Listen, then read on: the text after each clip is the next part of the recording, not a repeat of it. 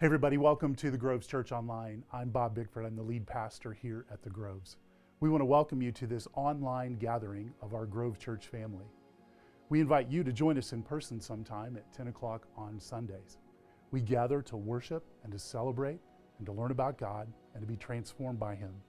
We invite you to bring your kids with you. We have classes for children through fourth grade, and we encourage them to understand God's plan for their life in age-appropriate environments. As you're watching, we encourage you to watch all the way to the end because we'll have a time for response. And we invite you to share your questions or your comments with us. In our online gathering this morning, we'll have a song, a time of teaching, followed by a time of response, and then another song. We would love to hear from you. And even more, we would love to see you. And we hope that this time online is an encouragement to you. Thanks for joining us.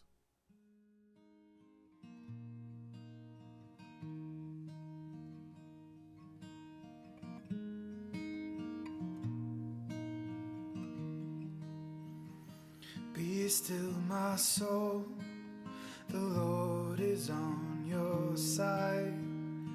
Bear patiently the cross of grief or pain. Leave to your God to order and provide. In every change, He faithful will remain. Be still, my soul, your best, your heavenly friend. Through thorny ways leads to a joyful end. Be still, my soul, your God will undertake to guide the future as He has the past. Your hope, your confidence, let nothing shake. All now mysterious shall be bright at last. Be still, my soul, the waves and winds still know His voice ruled Him while He dwelt below. Be still, my soul, when dearest friends depart, and all is darkened in the veil of tears. Then shall you better know His love, His heart, who comes to soothe your sorrow and your fear. Be still, my soul, your Jesus can repay from His own fullness all He takes away. Be still, my soul, the hour is hastening on, when we shall be forever with the Lord. When disappointment, grief, and fear are gone, sorrow forgot, love's purest joys restored. Be still, my soul, when change and tears are past, all safe and blessed we shall meet at last.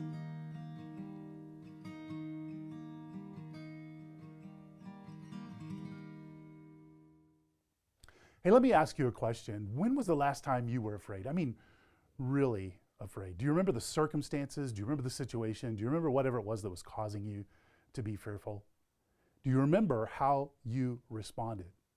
We respond in many different ways to fear. Some of us, we flee, right? We run as fast as we can. We want to get away from it. Some of us, we shut down. Others of us, we go into kind of fight mode, right? We're gonna resist whatever it is that causes us to be afraid. How do you respond to fear?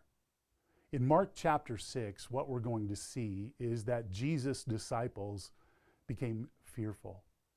Now, Mark has an interesting way of describing all of the events of Jesus' life he uses words like immediately, and he describes an action that occurs right after an action and another action. And so Jesus has been teaching, and people have gathered, and Jesus feeds a huge crowd. Most scholars estimate anywhere from 5,000 to 10,000 people were fed by Jesus when he did the miracle of the barley loaves and the fish. And so the teaching time is coming to an end. Jesus sends his disciples away, and then Jesus goes and prays. Here's what it says in Mark chapter 6, verse 45. Immediately, he made his disciples get into a boat and go ahead of him to the other side, to Bethsaida, while he dismissed the crowd. And after he said goodbye to them, he went away to the mountain to pray. So after a time of ministry, after a time of a big crowd, Jesus sends his disciples away. Jesus goes to pray. And then Mark lets us know that Jesus is aware of what's going on with his disciples. We come to verse 47, and it says this: well into the night, the boat was in the middle of the sea, and he was alone on the land. And he saw them straining at the oars because the wind was against them. Now that phrase, well into the night, we may not use a phrase like that. When we think well into the night, what do you think? I think of like 1 a.m. or 2 a.m., right? But in actuality, the culture, this phrase, what it meant is any time right after 6 when things were getting dark. So 6 p.m. to dusk when the sun was setting, Jesus looks out after sending his disciples away, and he sees them right in the middle of the lake. And they're trying to get across to the other side where he will meet them later. And a wind has come upon them, and they're rowing, and they're rowing, and they're rowing, and they're not going anywhere, right? They're stuck right in the middle of the lake. One of the things that this shows us is that Jesus sees our struggles, right? Have you ever thought about that? I mean, sometimes we think that God is so far away, that Jesus is not here with me. How in the world can he see the things that are challenging me? Now, most of the biblical scholars say it was quite possible that because of the topography, because of the geography, that Jesus was up on the mountain and he could see down into the lake, and it was a very clear time, even though there was lots of wind, and Jesus could see the disciples stuck in the middle of the lake. Others think that this is a spiritual description where Jesus, in praying and in communing with God, he understands that his disciples are in a difficult situation. But regardless of whether it's actual physical sight or whether it's spiritual sight, here's one thing that we know, is Jesus sees the struggles of those who follow him. I think that's good news, right? Think about where you are today. Know this, that whatever struggle you're going through, whatever challenge you face, whatever hardship that you are enduring, do you know that Jesus sees it and he knows it? I mean, that's good news, right? Because most of us go through life thinking that we're on our own or that we're all alone and that God may not see us. But I'm here to tell you today, according to what we see in Mark chapter 6, Jesus sees the struggles of his followers. Now, one of the things that's really interesting here about this story is that Jesus may allow our struggle to continue. Right? And we see this as we dig into the passage more. Jesus sees their struggle. He knows of their struggle. He saw it from a great distance. And here's the thing, Jesus allows them to struggle. And one of the questions we might ask is, well, why? I mean, why, if they're going nowhere, if they're not making any progress, why would Jesus allow them to struggle? And that's one of the things we might ask ourselves is, why would God continually allow me to struggle in my own life? I mean, doesn't he see what I'm going through? Doesn't he see the challenges that I'm facing? Doesn't he see how this is impacting me? Why in the world would Jesus allow those who follow him to continue to struggle? One of the things that we can do is we can look at other places in Scripture that tell us and give us answers about why these kinds of things happen. So I want to turn your attention to a passage in James that talks about the struggles that we endure, and most importantly, the purpose behind them. Look at what it says in James chapter 1. Here's what it says. Consider it a great joy, my brothers and sisters, whenever you experience various trials, because you know that the testing of your faith produces endurance, and let that endurance have its full effect, so that you may be mature and complete, lacking in nothing. Our maturity, our growth, our spiritual growth, always comes as the result of struggle, through trials, through testing, and through difficulty. Now here's some good news. Here's some good news. Jesus won't allow the struggle to go on forever. Isn't that good news? Right? Think about that. Jesus doesn't just leave us in our struggles for the rest of our lives. There's a season of struggle, there's a season of reprieve, and then maybe it's right back into a struggle. But Jesus doesn't allow the struggle to go on forever. Look at what it says in verse 48. Very early in the morning, he came toward them, walking on the sea, and he wanted to pass by them.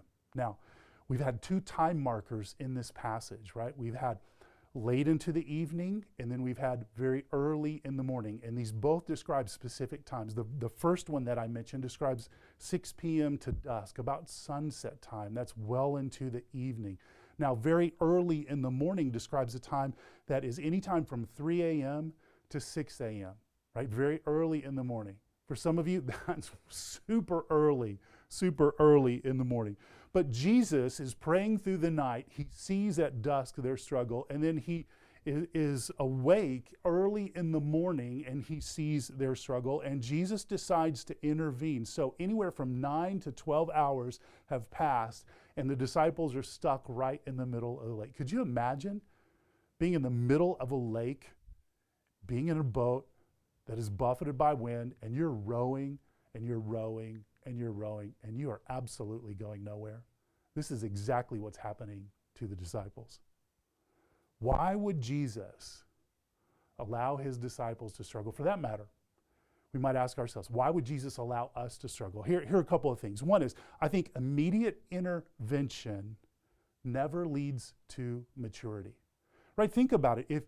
If someone always intervenes when you are struggling, it rarely will help you grow past your struggles, and it will lead to immaturity, not maturity. Another thing that we see is that intentional intervention, and sometimes you have to intervene, sometimes you have to break into a situation, and sometimes God breaks into a situation. Intentional intervention does lead and can lead to maturity, especially if there's a teaching component or a correction component, like where we learn something, right? So you've got intentionality when God breaks in, or intentionality when a parent breaks in, or a friend comes in and offers some instruction or some insight. But here's one of the things that's most important for us to see in this passage. Divine intervention leads to us getting a new vision of who Jesus is. Right, so we're going to see Jesus has seen them, he sees them in their struggle, they're stuck in the middle of the lake, and very early in the morning, anywhere between 3 a.m. and 6 a.m., Jesus begins walking on water. Now, first of all, I don't think anybody in the history of time prior to that point just took a walk on top of water, right? And so imagine you're a disciple, you're in the boat, and you all of a sudden see somebody walking on the surface of the water.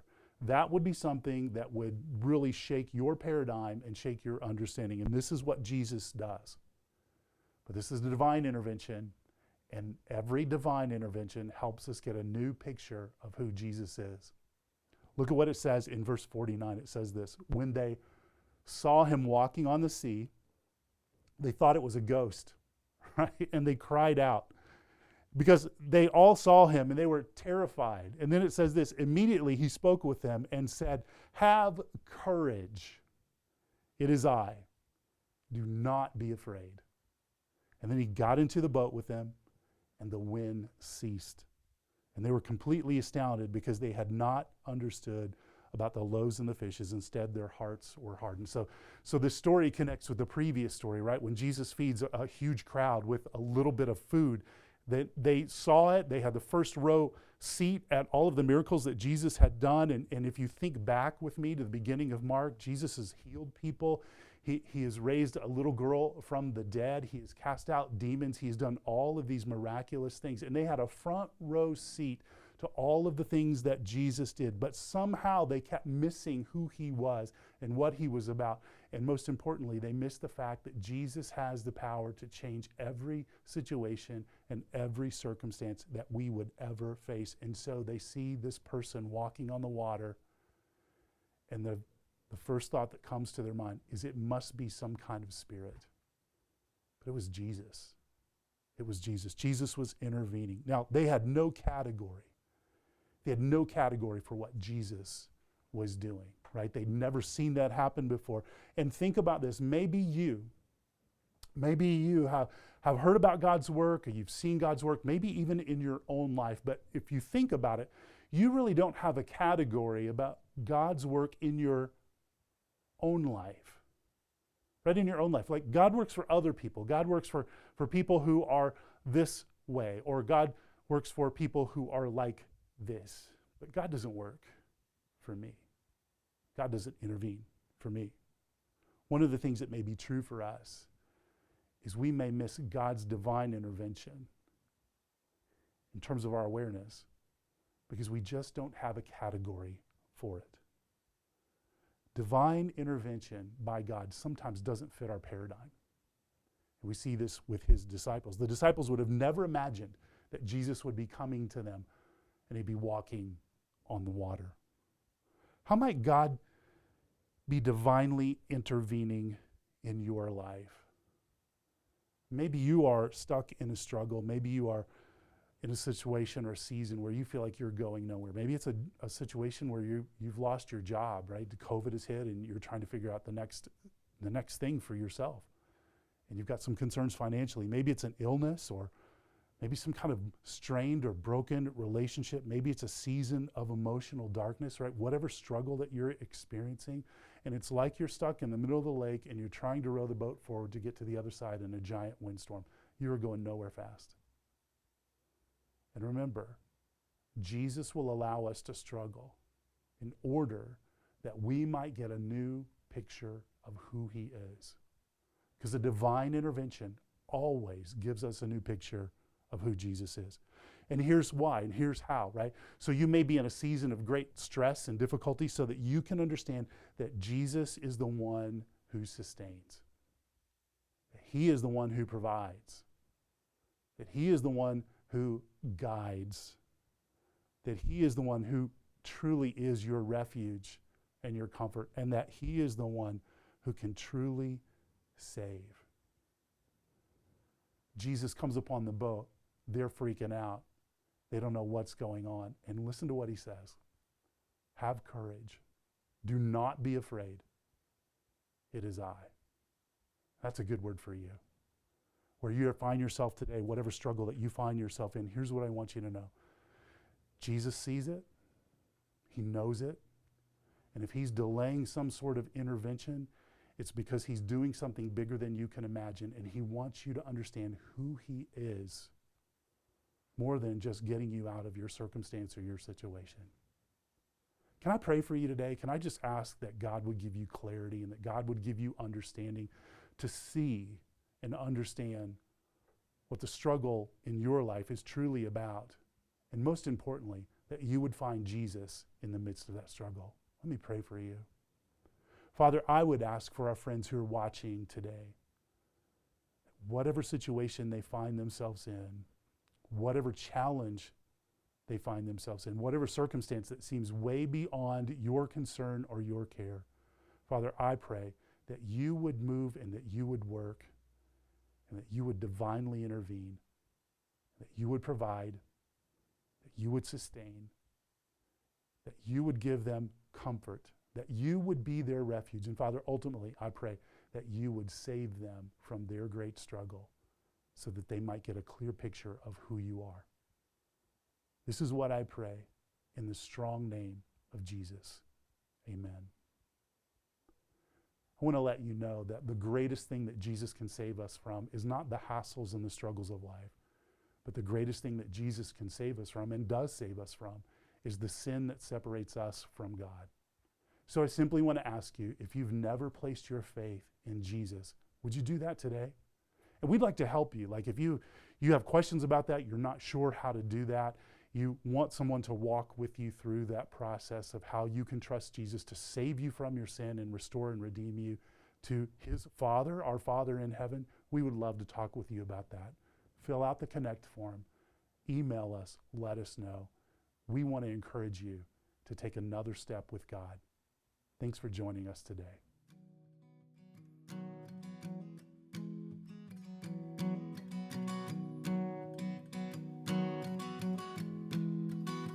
He leadeth me, oh